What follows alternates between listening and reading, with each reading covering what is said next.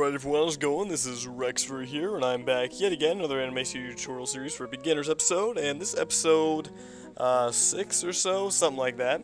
And nonetheless, we're going to be going over some bone options today. Now this is going to be a pretty short episode, because I just want to get this over with, the kind of bone portion of this tutorial series, and this is kind of the last thing that we have to do. So as you can see, I have my character opened here, and you want to do the same if you don't have him open already, or her, I guess. And yeah, we're pretty much just going to be going over some constraints and some cool little stuff like that, and neat little things you can do with bones. Alright, so with that said, let's just go ahead and get this over with, and so we can go ahead and move on. So anyway, I'm going to go ahead and start off by selecting my bones, by clicking on my bone layer here, my character bone layer that we made in the last episode. And what I'm going to go ahead and do is go over here to our little select bone option, and simply just click on, oh, I don't know, I guess I'll click on the head layer here. And what we're going to go and do is start off by naming this bone layer. Now, you don't have to name this bone layer, and to tell you guys the truth, I never really do this anyway, because I pretty much have a good hold on where all my bones are and my characters that I make. But for you guys, if you end up creating some very complex bone systems in your characters or whatever, you might just want to go ahead and name your bones, just so you can kind of quick select them. So I'm just going to go ahead and name just this bone here, to show you guys at least what this does. So I'm going to go ahead and name this head, and oops.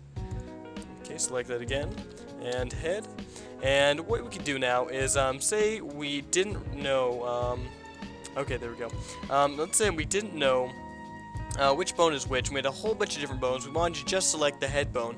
What we could do over here is go to our little select bone tool here, and go up here to where it says select bone, click it, and we get this little drop down menu, and it will show all of our different named bones that we've created. So we can go ahead and click head, and boom, automatically we get head clicked and or selected, and we can go and move it and all that fun stuff. So anyway, that's pretty much that, and now let's go ahead and just quickly go over this little lock bone option here. This really isn't anything too special, just locks the bone that are, or bones rather, that are selected. And so let's say I don't really want to mess with this bone here, and I just wanted to use the other ones without kind of accidentally moving this. I could simply go ahead and click on it and lock the bone layer, and you'll see now that when I try to move it, nothing, oh, hang on a minute. I've never really used this tool. I've only used it a couple times, so I'm not really, let me see here, okay, lock bone, and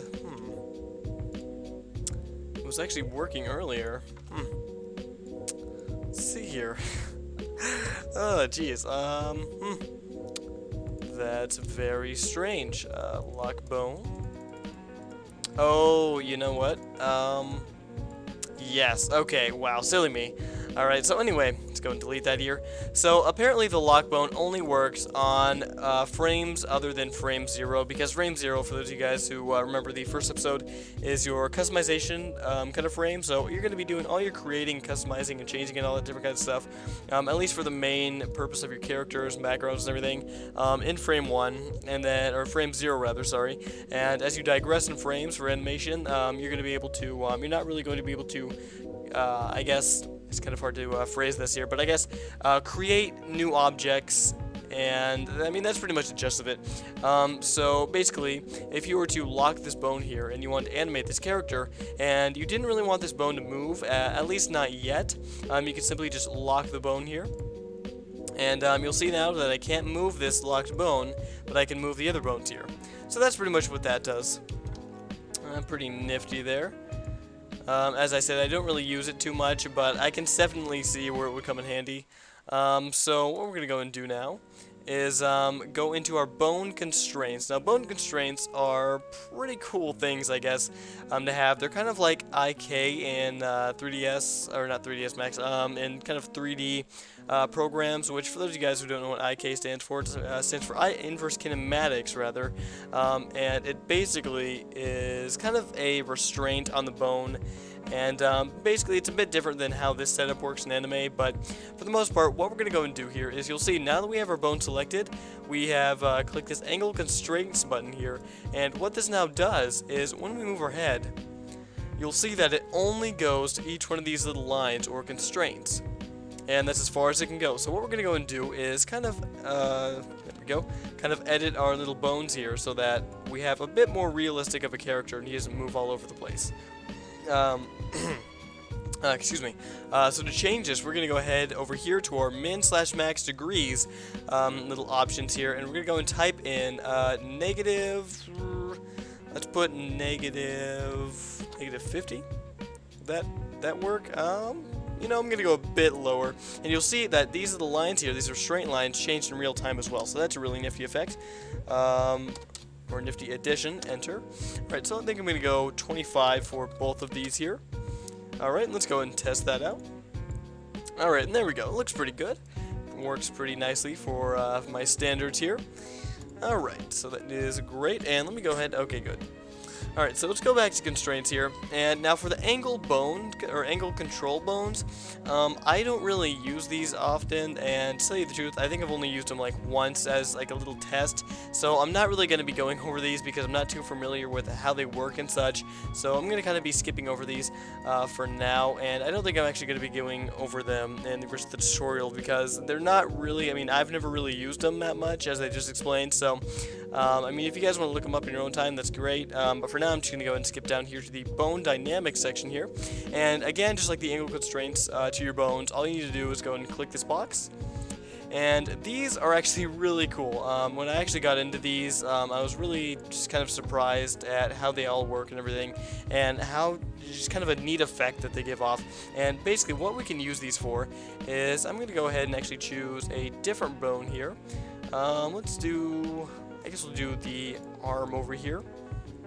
Alright, and we'll put on angle constraints. Actually, no, we will not. We'll just put on bone dynamics for now. And what we're going to go and do here is we have a torque force, a spring force, and a dampening force. So basically what these do is I'll go ahead and just type in a random value here, like 20. And we'll go ahead and see what that does here. So we're going to skip to frame 24. And we're just going to simply move, actually frame 12, move this arm up. Frame 24, move it down. So now we'll go ahead and play that. And you'll see now that we get kind of that little lingering kind of like it has a little bit of gravity applied to it. And it will just keep going until it finally kind of softens out. And that's pretty much what that does. And it's kind of the same for all of these different things as well. Let's go back to frame 0 and select that bone. Alright, and there we go. Go back to bone constraints. And we'll go ahead and now set the spring force to 20. Alright, there we are. Now let's go ahead and see what our animation does now. Alright. Go ahead and go back here really quick. Alright, so you'll basically see that when we play this here, that it goes kinda crazy here. And it's basically making it a bit more stiff, but at the same time we have that torque added to it. So you'll kind of see, as you kind of, I guess, try out these different options here, that you'll get a lot of different things. And you can also put 0 in each one of these values as well, and see what that does. So, I mean, it's pretty much just something fun to play around with. And as you can see, our arm there goes really crazy. But for now, I'm going to go and delete these frames, and I'm going to go back into bone constraints and take off those bone dynamics, because we don't really need those. However, I'm going to go and keep the head little constraints here, as well as go ahead and hold shift and click on all those. And let me see if I can go ahead and do this angle constraints here. Alright, we'll put this somewhere between the negative 20 and positive 20 ranges. Alright, now let's go ahead and see how these all play out here. Alright, that works pretty good, although I think the bottom constraint can be lowered a little bit, as well as the top one too. But for the legs, I think the legs are pretty good for now, so the legs are fine. We will go ahead and change the arms though, because the arms are a bit stiff there. I'm going to go ahead and hold shift to select both of those, and then kind of change up the constraints on these. Let's try something like, I don't know, 50 and 30.